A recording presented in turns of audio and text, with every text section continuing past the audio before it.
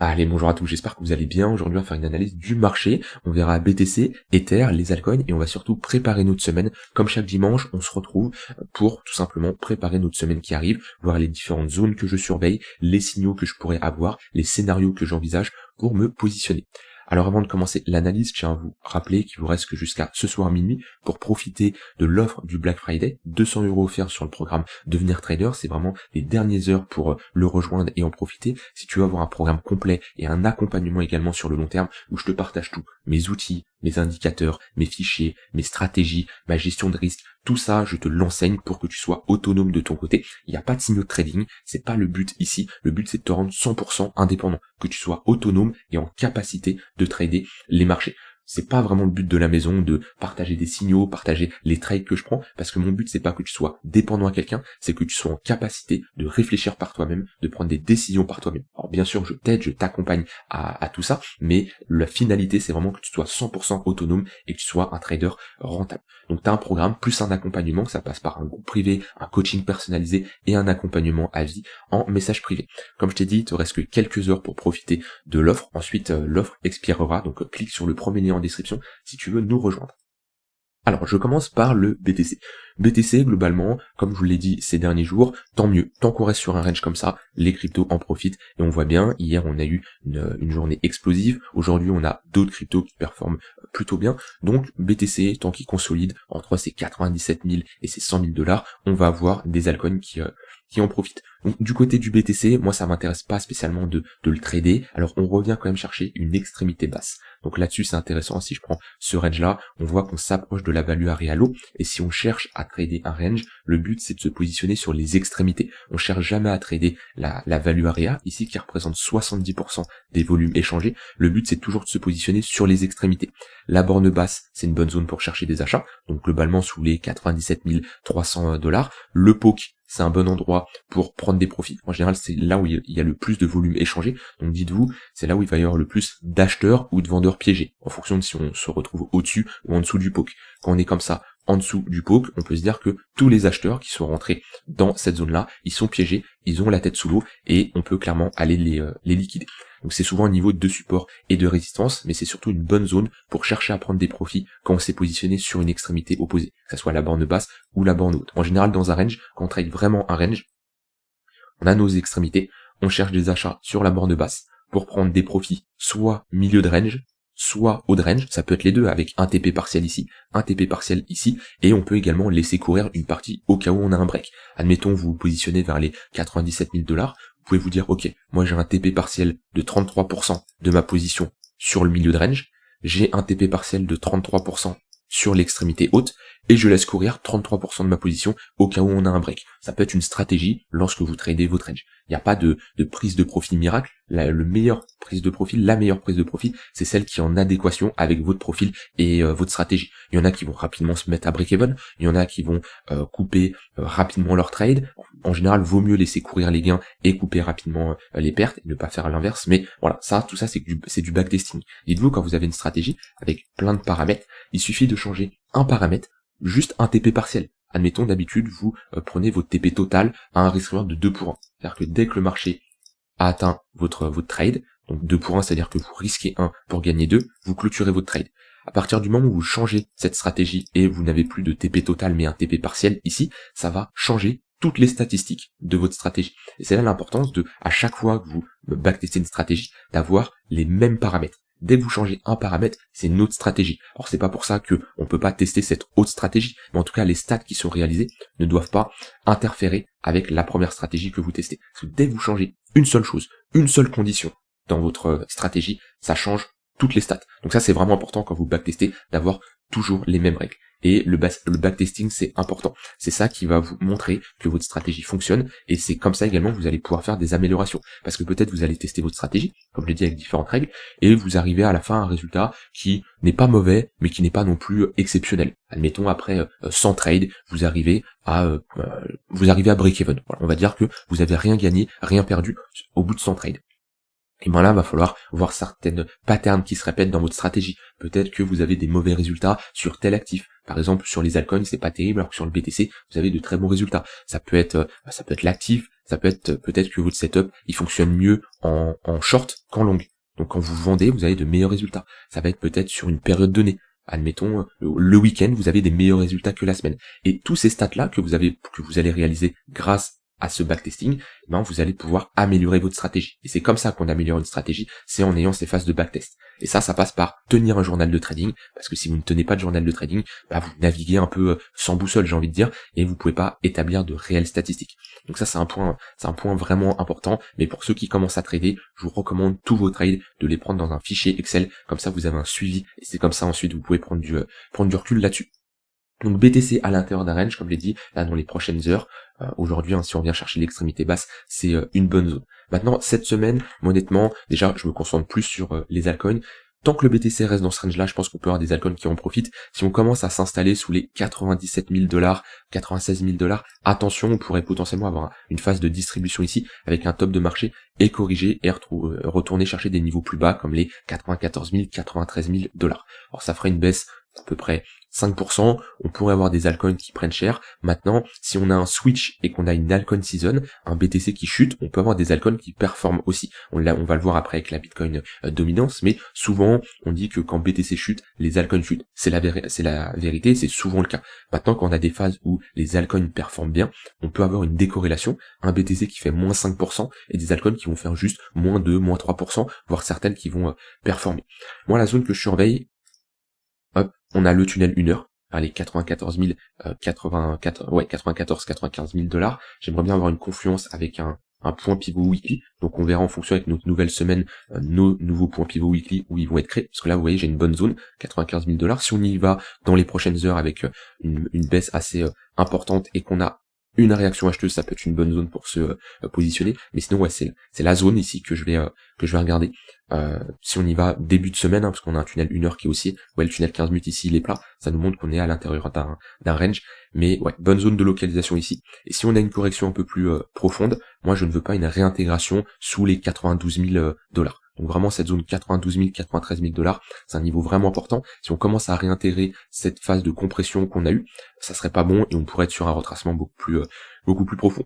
Dans tous les cas, mettez des moyens mobiles. Et je vous avais dit, dans un bull market, on suit le tunnel 15 minutes sur du court terme, et les pullbacks tunnel 1 heure, tunnel 4 heures, c'est de très bonnes opportunités d'achat pour se positionner à l'intérieur d'un bull market. Parce que ça reste des retracements. Si je prends du point le plus haut ici, on est sur un moins 5%. Ici, on serait sur un moins 15%. Et quand on regarde le dernier cycle, comment ça s'est déroulé, hop. Alors, tac. Alors, je suis en 4 heures, donc ça met un peu de temps. Vous allez voir, en plein bull market, tous les pullbacks. Alors, je suis sur du 1 heure, c'est pour ça, on va passer sur du 4 heures. Hop, on va supprimer tout ça. Vous voyez.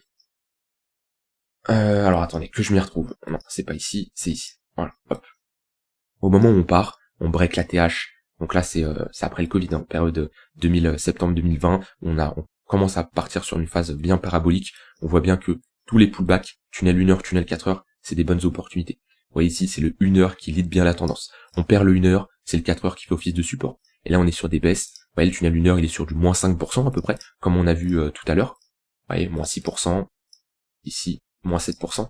Et le tunnel 4 heures, en général, c'est du moins 15, moins 20. Vous voyez, ici, moins 15%. Ici, moins 10%.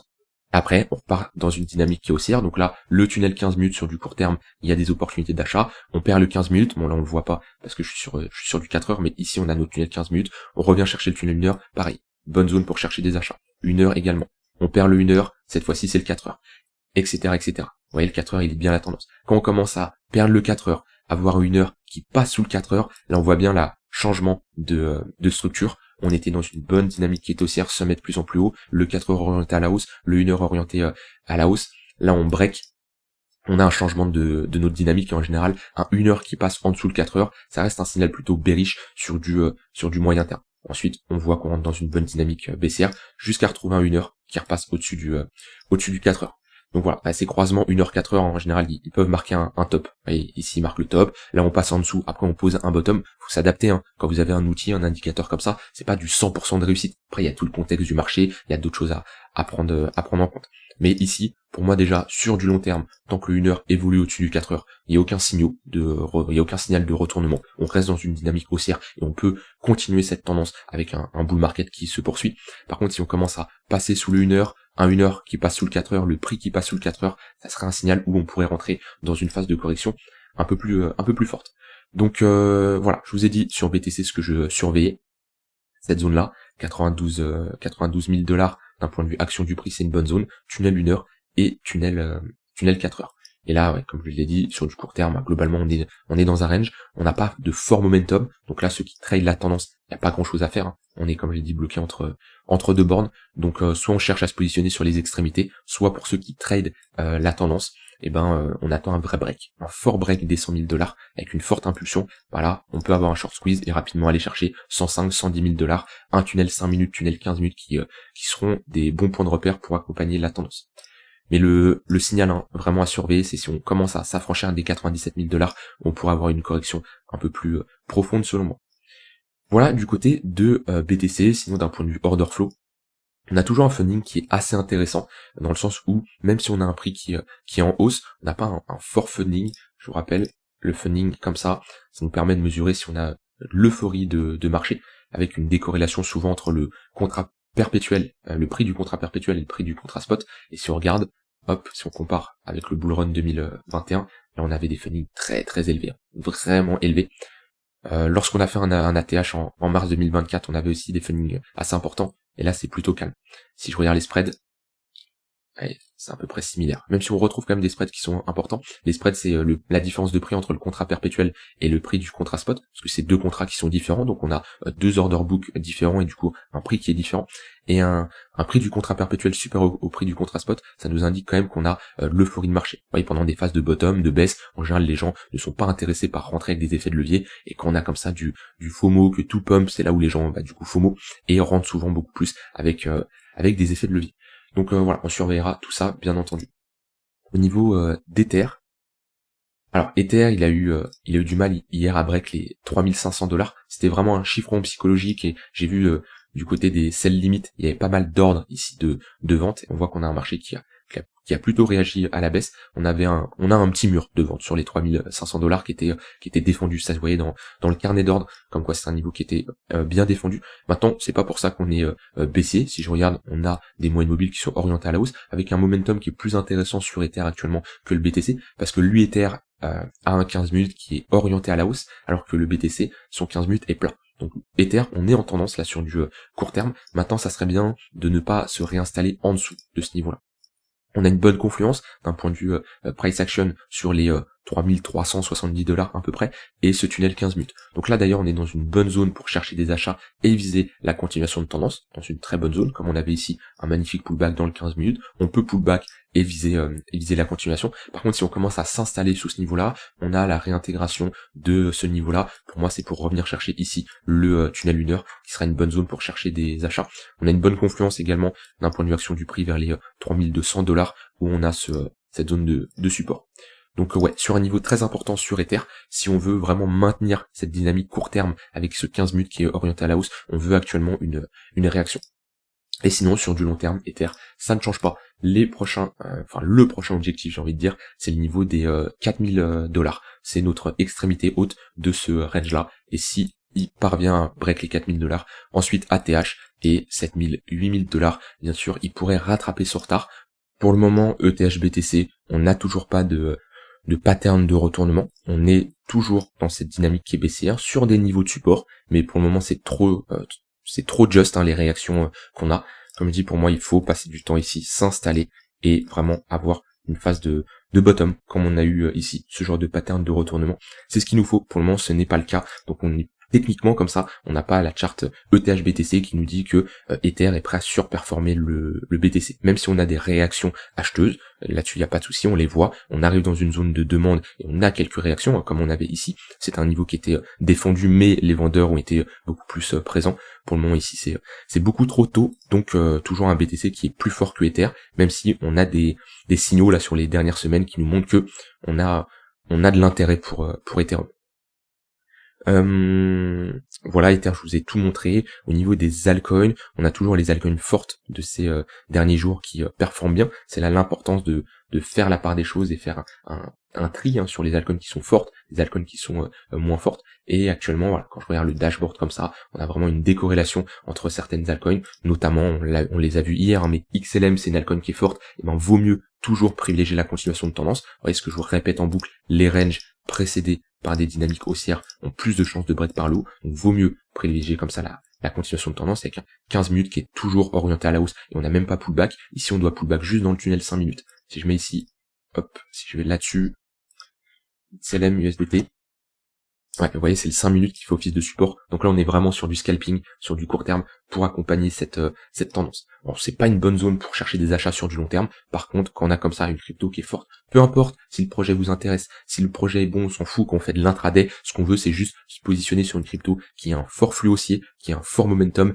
et privilégier la continuation de tendance en cherchant des achats. C'est le cas de XLM, c'est le cas de Atom. Peut-être que moi, Atom, c'est un projet exceptionnel, j'en ai déjà parlé, c'est un projet très intéressant. Maintenant, certains vont pas l'aimer, certains ne veulent pas se positionner sur Atom parce voilà, c'est une question de conviction après quand vous investissez dans un projet. Maintenant, on doit tous avoir la même vision sur du court terme, c'est quand on a une altcoin qui est forte, c'est une altcoin qu'il faut travailler, c'est une altcoin qu'on privilégie pour la continuation de tendance. Et Atom, je le vois bien, c'est pareil, on a ici le tunnel 5 minutes, qui fait office de support. Vous voyez, hop, bonne réaction acheteuse, 5 minutes qui fait bien office de support. Actuellement, on a une bonne confluence, 5 minutes point pivot daily. Et ça, le 5 minutes, c'est un excellent point de repère sur du très très court terme, quand on a comme ça un bon élan de la tendance, un bon flux, et qu'on pullback pas le 15 minutes, ça nous montre que, ok, on a des acheteurs qui sont vraiment présents. Alors ça le fait assez rarement qu'on a une tendance qui se maintient aussi longtemps, mais après en même temps, sur Atom, sur XLM, on a fait une très bonne performance là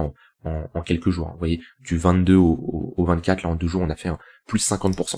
Donc privilégiez ce genre d'alcoin pour vous positionner. N'anticipez pas la prochaine alcoin qui va faire un plus 50%. Je parle vraiment là sur du court terme. Votre but c'est pas de prendre les alcoins comme ça et vous dire tiens quel alcoin va bien performer. Est-ce que c'est ICP qui va partir, est-ce que c'est Ton? Non, ça c'est un peu jouer à pile ou face. Vous pouvez pas le savoir. Votre but c'est vous attendez.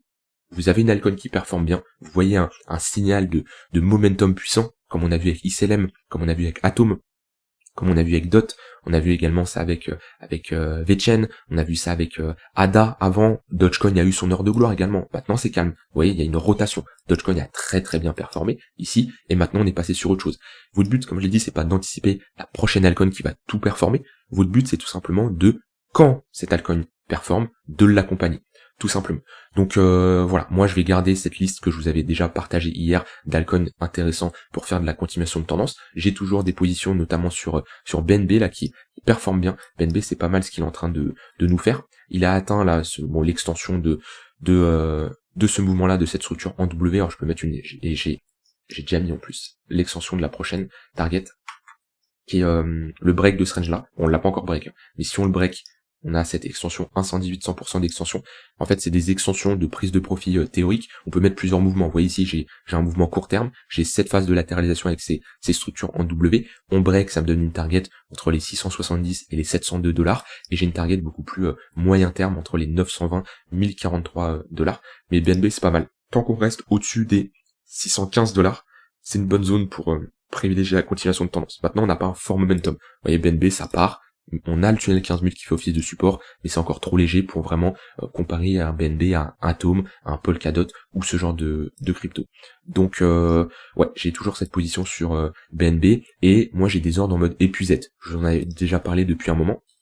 On a un total 3 qui performe bien, mais rien n'empêche d'avoir des retracements. rien n'empêche d'avoir un pullback sur le tunnel 1 heure, le tunnel 4 heures, c'est tout à fait possible. Et sur des cryptos comme ça, je vous avais montré ENA, je vous avais montré Dogecoin et d'autres cryptos, j'ai des ordres en mode épuisette. Un ordre en mode épuisette, c'est tout simplement, alors j'en ai plusieurs, hein, c'est-à-dire que je mets pas spécialement sur une crypto, je vais avoir par exemple 2-3 ordres comme ça, en dessous des niveaux clés, des zones de liquidité, des moyennes mobiles, des niveaux de support, et mon but c'est, au cas où on a une baisse violente, et on va avoir des baisses, je ne sais pas quand ils vont arriver, et personne ne peut les anticiper, votre but c'est de pas timer le top de marché, votre but c'est, au moment où on a cette baisse, de se positionner. Parce que quand on va avoir des cascades de liquidation, les gens ils vont peut-être commencer à parler de bear market, que ça y est on top de marché, si on est en bull market, tous les dips sont rachetés, et on doit vite ravaler, on doit très très vite repartir à la hausse, comme on avait lors du dernier cycle. Hop, vous voyez, total 3, on a des baisses violentes qui arrivent, comme ça. Du jour au lendemain, moins 33%, vous voyez, même des petites baisses ici, hein. Ça paraît rien, mais on a quand même un moins 30% ici. Hop, ici pareil, en quelques jours, bam, moins 33%. On a des baisses qui arrivent. Même des petites baisses comme ça, moins 15%, c'est des opportunités d'achat. Donc on a ces baisses-là. Maintenant, on ne peut pas savoir quand ils arrivent. Ce qui est sûr, c'est quand ils arrivent, c'est des opportunités d'achat. Donc vous prenez des altcoins qui sont fortes, qui ont bien performé, n'allez pas trouver des altcoins qui sont au fin fond de leur grotte, qui ne font pas grand chose. Je pense, je vous montrerai d'autres cryptos qui ne font pas grand chose, mais ça, faut passer à autre chose. Et vous mettez vos ordres en mode épuisette sur des moins 15, moins 20, moins 30%. Et le marché, il va pas spécialement tout vous exécuter, mais c'est un très bon moyen pour essayer de buy the dip et en ayant de bons points d'entrée. Par exemple, je prends le cas de on va prendre ADA. Donc ADA a bien performé, vous dites voilà, ADA, ça vous intéresse. Alors, vous pouvez mettre par exemple un Fibo, vous pouvez mettre des moyennes mobiles. Si on commence à revenir chercher 83 centimes, 63 centimes, là on est sur des baisses de moins 27%. Alors ça reste des baisses assez importantes quand même. Moins 15, moins 20%, c'est une bonne zone. Comme je vous l'ai dit, si vous voulez avoir des points de repère, tunnel 1 heure, tunnel 4 heures. Vous voyez là, on a une bonne confluence entre le tunnel 1 heure et les 0,382.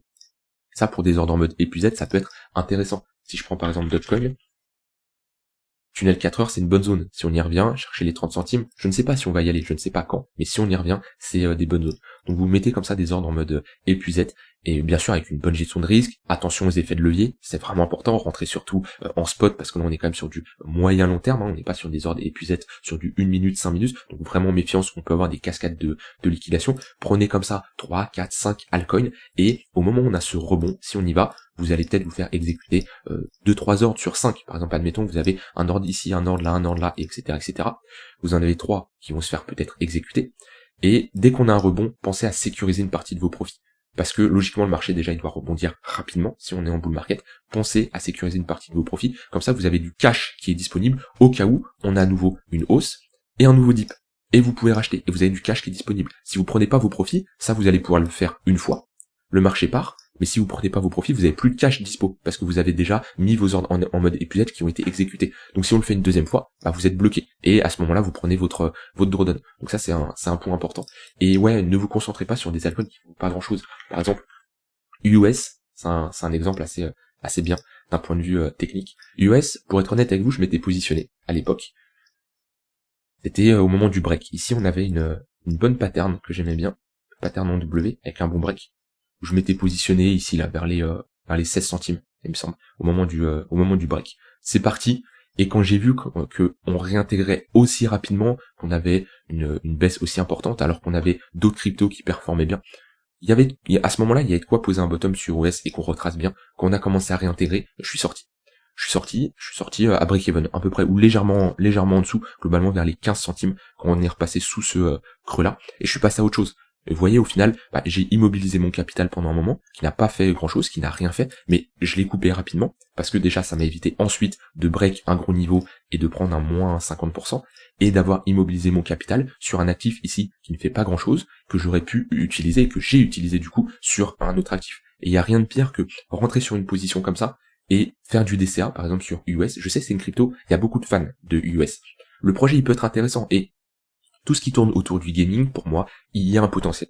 Le problème, c'est, je pense, c'est trop tôt encore. On n'a pas une assez bonne adoption, parce que il y a déjà beaucoup de concurrents, hein. Si on prend US, il y a Steam qui est un gros concurrent, d'US. C'est dur de se faire sa place, et pour moi, c'est encore trop tôt. C'est-à-dire que oui, il y a de l'adoption de l'écosystème crypto, mais ça, c'est des projets intéressants qui, je pense, auront leur heure de gloire, mais c'est trop tôt. D'un point de vue market timing, on a besoin de de beaucoup plus de développement de l'écosystème crypto et une meilleure adoption. Et maintenant, il y a soutenir le projet, être investi sur du long terme et juste vouloir prendre son oseille, j'ai envie de dire. Et à ce moment-là, c'était mon cas, sauf que j'ai vu que ça partait pas dans mon sens, je coupe rapidement et j'immobilise mon capital sur d'autres cryptos comme Tao, comme AKT, des projets qui ont un fort momentum et un bon flux aussi. Et US, si il redevient bullish et qu'on a une bonne pattern avec une bonne réaction acheteuse, je pourrais l'accompagner. Mais actuellement, ça reste une altcoin qui est forte. Il faut pas être amoureux d'une crypto. Vous voyez, je suis rentré, j'ai vu que c'était pas concluant, on a eu un bon pump, mais j'avais des targets beaucoup plus élevés. On a réintégré. Pour moi, c'était des signaux que je voulais pas voir avec comment se comportait le reste du marché crypto à côté. Bah, je suis sorti rapidement et je me suis positionné sur autre chose. Mais ça, c'est une altcoin qui est pas forte actuellement. Alors oui, on a un rebond actuellement, vous voyez.